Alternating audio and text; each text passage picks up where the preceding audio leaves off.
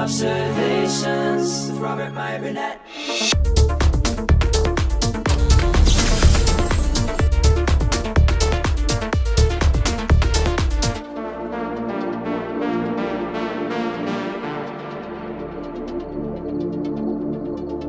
It's no surprise to anybody who's watched this channel for any length of time that I have been highly critical of filmmaker J.J. Abrams. In my estimation, he's really, well, not done well by two of my favorite franchises, Star Trek and Star Wars, which is baffling to me considering we now live in a world where film trilogies are things that, well, we all know and love.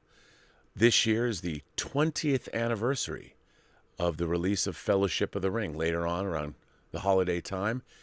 The 20th anniversary of Fellowship. Obviously, that was a trilogy based on J.R.R. Tolkien's seminal novels that comprise The Lord of the Rings, Fellowship of the Ring, The Two Towers, and The Return of the King. Obviously, those were pre-planned. Well, as far as Star Wars goes, we have the original trilogy from 1977, which we just celebrated its 44th anniversary, 1980, 1983. Then we have the prequel trilogy beginning in 1999. So anybody that's working on Star Wars films and you're going to make the seventh movie in the Skywalker saga, you would think that by design, knowing what we know, knowing how successful trilogies can be, that when going in, they would obviously have planned for all three movies, especially with Disney investing $4 billion buying the franchise from George Lucas himself.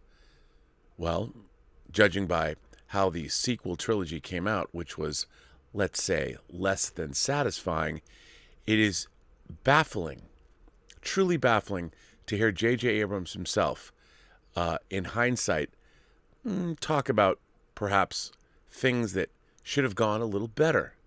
And with the amount of money at stake and with the foreknowledge of how trilogies now are supposed to work, it blows me away that we get anything less than great. But sure enough, after two, well, I would say, very lackluster Star Trek movies, sure, they look good and they spent a lot of money, but they were brain dead from an intellectual standpoint, which really didn't do very well for the franchise. And while everyone says, hey, Rob, Force Awakens made $2 billion. Right, but all it was a half-assed rehash of the original Star Wars film, which was called Star Wars Not a New Hope when it came out. And while people can like it, and I don't begrudge you if you do, I think from an academic storytelling standpoint, it doesn't hold together. As a matter of fact, a lot of it, when you break it down, is quite nonsensical. And by the time you have J.J. Abrams coming back and making The Rise of Skywalker, The Rise of Skywalker could be one of the most nonsensical and disappointing science fiction films ever made, if not the most disappointing science fiction film ever made. So in an article today, actually I got this from Ars Technica, which was getting it from Collider, he talks about this. And this is just, I with the amount of money at stake and how Hollywood works, and Hollywood's worked pretty much the same way for 100 years, it boggles the mind that we get this from Mr. Abrams. So this was in Sam Makovec published this today in the afternoon. This is from Ars Technica. J.J. Abrams says, a lack of plan in Star Wars' latest trilogy was a critical flaw. An 11-year-old could have told you that there should have been a plan for the new Star Wars movies. Actually, an 8-year-old, maybe a 6 or 7-year-old could have. An upcoming interview with filmmaker J.J. Abrams will span the entirety of his career, and that means it includes significant statements about his work on the latest Star Wars trilogy. From the sound of things, 17 months of distance from his last Star Wars film, Episode 9, The Rise of Skywalker, have given him either the clarity or the cushion needed to speak frankly on what the film arguably flubbed.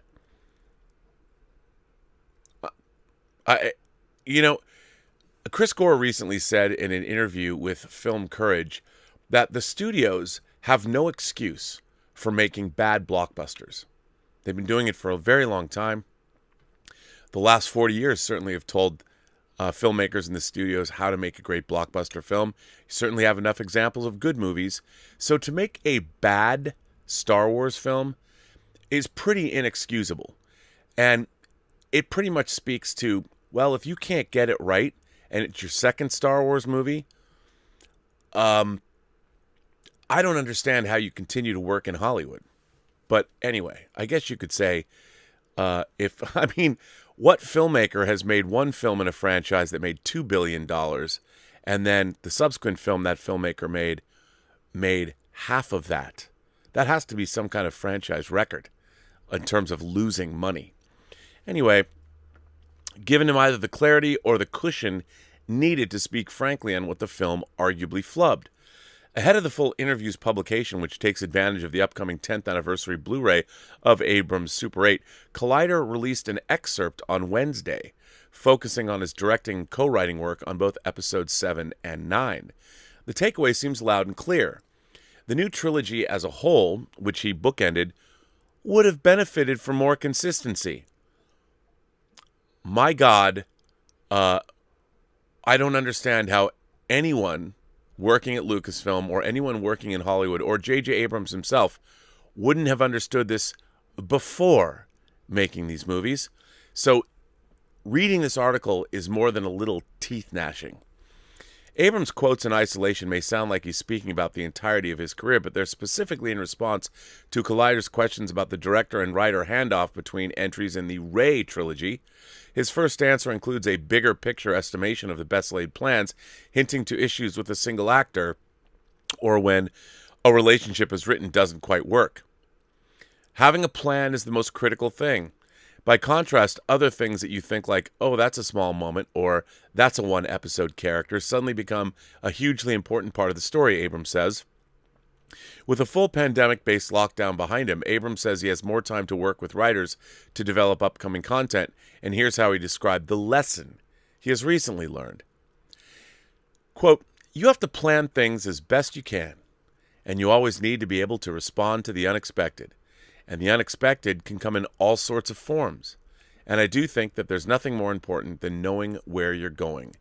I mean, I'm sorry, but when it comes to Star Wars, in what universe are you residing in where you think that there shouldn't have been a plan from the get-go?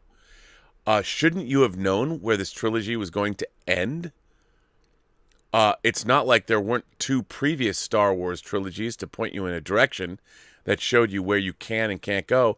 Or if you're not going to look at your own Star Wars past, why not look at Lord of the Rings? I know it was based on a book, but there's a reason why. Or look at something that perhaps didn't work as well, which was the last couple of seasons of Game of Thrones, which didn't have the direction on where they were going.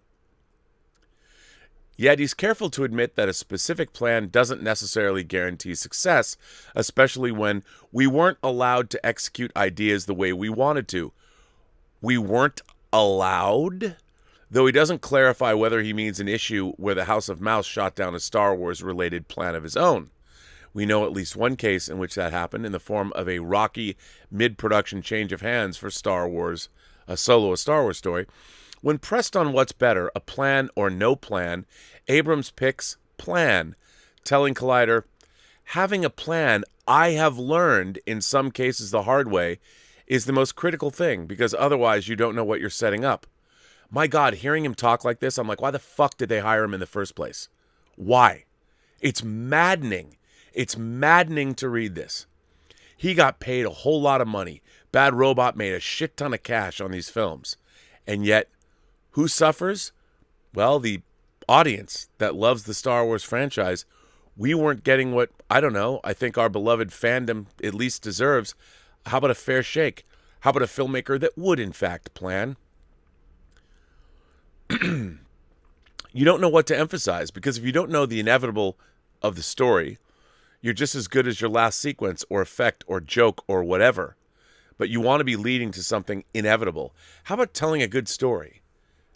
Wouldn't that be a nice thing to do at first? In Star Wars' case, the inevitable ending turned out to be, spoiler alert, the surprise rebirth of Emperor Palpatine to create a final film villain and an about-face from Episode 8, The Last Jedi's intriguing allegation about Rey's origins. With Colin Trevorrow departing Episode 9 before it began production in earnest, Abrams' return saw him steer the Rey trilogy ship back toward his own apparent vision. No, it didn't. He didn't have any apparent vision at all. If he did, there wouldn't have been steering back from any place. They would have made a trilogy because they would have known where the story was going to go. What a half-assed, haphazard way to go about this. You'd think with their crown jewel, Disney would have planned better, maybe found some filmmakers that planned better. Abrams' return saw him steer the Rey trilogy ship back towards his own apparent vision, jettisoning the logic and build-up that came from Rian Johnson's directorial pivot approach to showing up mid-trilogy. My own Episode 9 review called this issue out. After praising its best moments and its two stellar lead performances, I did my best to offer a spoiler-free condemnation at the time. Rise of Skywalker might otherwise serve as proof that director-co-writer J.J. Abrams was the wrong person to finish the latest trilogy. The film rushes between plot points. What plot points were those? Overuses certain characters and wastes others. And whether you loved, tolerated, or hated 2017's The Last Jedi, it's easy to conclude that the previous film's most intriguing developments and concepts were abandoned, and without any convincing proof that Abrams had better ideas in store. The series has since blossomed with its pivot to serialized and drawn-out plots built into older series events, from Clone Wars and the Bad Batch's deep dives into the prequel trilogy to The Mandalorian's stitching of that content into the original trilogy's timeline. The most recently announced addition to that slew of existing stories will follow Obi-Wan Kenobi as played by Ewan McGregor between the events of Episodes 3 and 4.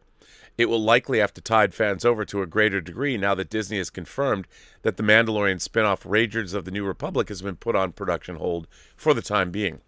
Meanwhile, life is looking good for Rian Johnson as well, who is set to helm 2 sequels to his Oscar-nominated cash machine Knives Out. Today's Abrams news follows his confirmation earlier this week that one of his other incredibly geeky projects, a film adaptation of Valve's Portal game series, wow, I'll bet that's going to have scintillating characters, is still in development 8 years after the collaboration was originally announced. Abrams didn't go into further detail about the shape of that project or whether any talent is yet attached to it, but the series' emphasis on flashy CGI robots makes it arguably easier to produce during a pandemic-based lockdown than films that revolve around humans. You know, it's amazing that the man that was responsible for Lost, another series that was one of the greatest audience betrayals in entertainment franchise history, my God, man, I don't know how you keep getting work on these projects where you start us on a path and then, well, you don't know, it's certainly the primrose path because you don't know where you're taking us. It blows my mind that the amount of money that was spent on this franchise was allowed to be mishandled. Chris Gore called it malpractice. I mean, how do you allow this to happen? How do you not sit down and plot all 3 Star Wars films? I mean, you knew you were going to make all 3 of them. You had a brilliant and you had a carte blanche to create something new. Now, I understand. I'm not going to blame J.J. Abrams entirely for this because while no one's ever come out and say this, the fact that you don't put a movie, I've said this for years, I think Chris Gore took this from me actually, how do you make a Star Wars movie that never gets Han, Leia, Luke, R2-3PO, Chewie, and Lando together in a scene? You have them all, and you never put them together. You don't give us a story, and there's already existing stories. The whole extended universe canon is there for the picking. And how do you not do that? I mean, it's what an incredible waste. You read this and you just think to yourself, gosh, man, how was this allowed to continue? Now, I'll tell you, I find it strange to me that we now live in a world where I would say Star Wars ushered in a new era of science fiction, fantasy, and horror because that era begins. Star Wars was 79, Star Wars was 77, Alien was 79, Empire was 80, Superman the movie was 78. Beginning with Star Wars in 1977, and all the way up through, well, maybe all the way to Jurassic Park, maybe even to The Matrix, we had a stunning selection of genre cinema. Well, actually, you know what? It's ongoing. It's been amazing what's the era that Star Wars ushered in, what had wrought. I mean, I've talked about it a million times, but the summer of 82, in 2 months, we got Conan the Barbarian, Star Trek II, Poltergeist, E.T., Blade Runner, The Road Warrior, Tron, John Carpenter's The Thing, and Blade Runner. Did I say Blade Runner? Within 2 months. I mean, this was the summer of 82. And it's incredible to me that didn't people learn from, like, The Matrix? As much as I love The Matrix, I think The Matrix is groundbreaking, but The Matrix Reloaded and Revolutions were clearly, they didn't have a plan because they didn't know The Matrix was going to be a trilogy. But that should be a cautionary tale and show you that, look, you can't just half-ass a trilogy. And after I had broken the story on the internet, by the way, last year of Colin Trevorrow's script for Duel of the Fates, the original episode 9, you look at that script and you're like, why didn't they make that? Far more satisfying, they had that script. It was done, but no, because Hollywood doesn't work that way. J.J. Abrams has to come in and rewrite the script because he wants to get that money, that fat cash, the residuals from the Writers Guild. I get it. You come in and you want to put your imprimatur on it, whatever you want to do, but you sacrifice your IP. And I think that Star Wars was incredibly damaged by the rise of Skywalker, and it's amazing to me they allowed it to happen, that the studio allowed it to happen. I don't know why that was allowed to occur, but it certainly was allowed to occur, so who knows? Who knows why? I don't know. Yeah, it's very disappointing. Very, very, very disappointing. But anyway, reading this article just made me angry. Magic K sends in a super chat and says, you probably already answered, but I want to know, what do you think of Army of the Dead? I was looking forward to Army of the Dead. I try and take every film as it comes, but Army of the Dead was the first movie I've ever seen that I felt as I watched it, it was being made up as it went along. I thought the film was pretty nonsensical. There was not a lot of, I think that Zack Snyder, he also scripted the film and shot the film. I thought that his deficiencies as a writer were sort of laid bare. There were a lot of, I could get into it and do a breakdown. I don't want to make this a long review of Army of the Dead, but there was a lot of really weird things in it. Like, for instance, I understand that he might have wanted to be making a commentary on what was going on the southern border during the Trump presidency and the Obama presidency with detaining people. So if you have a zombie apocalypse, right, and Las Vegas is walled off, why do you have refugee centers on the other side of the same wall, the containment wall, that are keeping zombies there? Wouldn't you want to move every person out of that facility? Like, why are you keeping refugee centers next to the same wall that is walling off zombies from the rest of the population? Why would you do that? And by the way, it's America. Why are there refugee centers in Las Vegas anyway? You're in Nevada. People can pick up and leave whenever they want. Unless they were under quarantine because they thought that there was the possibility someone might have been bitten. I'm watching this going, this doesn't really work. And I get it. They're trying to make it allegorical to other things that are going on in the real world. But the last thing you'd want to do is house people very close to, I don't know, zombies, the people that could actually make you more zombies by getting bitten themselves. And then, of course, you have our coyote that's apparently taking people in and out of zombie-ridden or riddled Vegas. And this coyote doesn't mention to our group of crack criminals, ex-military, whoever they are, our coyote doesn't mention that, oh, by the way, zombies are getting smarter and they demand a tribute. Like, wouldn't that have been something that should have been mentioned before they went in. The fact that zombies, oh, I don't know. And everybody seems to know that there's intelligent zombies because, hey, let's go get these intelligent zombies and bring one of their heads back because we can use them to build, oh, I don't know, super soldiers. Like nobody thought of that before after we saw the whole city fall. I mean, the movie made no sense to me. There's so many different things that happen in that film. And as it moved along, I'm like, wait a minute, come on. It really seemed to be being made up as I watched it.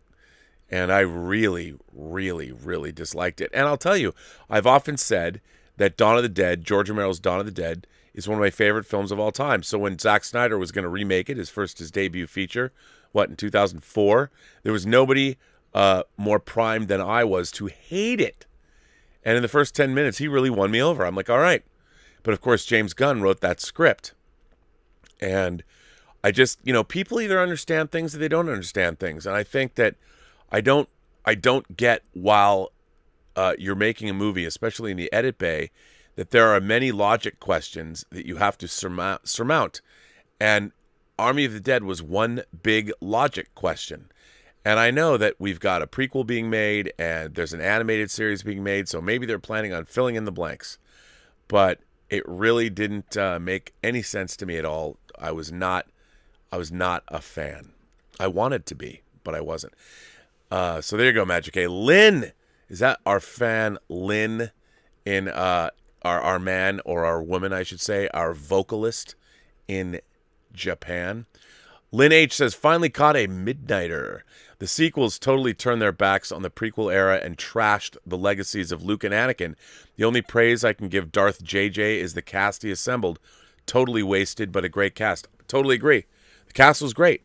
And, I'm sure, and while no one's ever come out and actually stated this, I am sure that the mandate from Disney was that, look, we need new characters. We can't base our new Star Wars movies around characters in their 60s.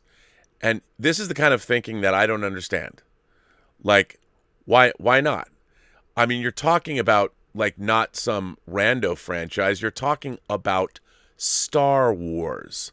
We've all watched generational sagas. You look at Game of Thrones and older characters like Tywin Lannister were just as compelling as a lot of the younger characters. You could have introduced younger characters that would be sort of mentored and shown the way by our legacy characters, but make that first movie about our legacy characters. Like I've often said, if you're a kid now and you just are introduced to Star Wars and you're 6 or 7 and you're watching them in numerical order and you get to the end of Return of the Jedi and you put on Episode 7, The Force Awakens, you're going to get a real rude awakening because it looks like your favorite characters are idiots. Where Force Awakens begins, it's like, wait a minute, you just won the war and now the First Order has risen to power. You've allowed an even bigger planetary weapon to be built than the Death Star? What kind of idiots are you? The Force Awakens is a movie that begins and tells us that all of the characters you just watched win a hard-fought victory over the Empire. Somehow their brains turned to mush, and they allowed all of those hard-fought victories, all for naught, and they allowed the First Order to rise, and, the Republic get destroyed again. And I don't have any sympathy for anybody after that. All of our characters, whether it's Poe Dameron or whether it's Rey, I don't care. All of the characters that we're supposed to think are good, even our characters, Luke, Han, Leia, R2, has a tarp over him most of the movie. How did this happen? Why are the people in the movie The Force Awakens so monumentally stupid? I don't know. Like with the Star Trek movies, admittedly, J.J. Abrams did not write Star Trek 09. It's interesting to me that his sensibility is one of, apparently, where logic eludes him. And I don't understand why. I really don't get his science fiction movies, whether it's Super 8, which is a Spielberg homage, and a bad one at that. His 2 Star Trek movies and his 2 Star Wars movies are perhaps the worst crop of big-budget science fiction movies together. I mean, I don't know why anybody would give him money to make another movie, to be honest. I don't. Because the scripting, the storytelling is just not there. And I don't know. I don't know.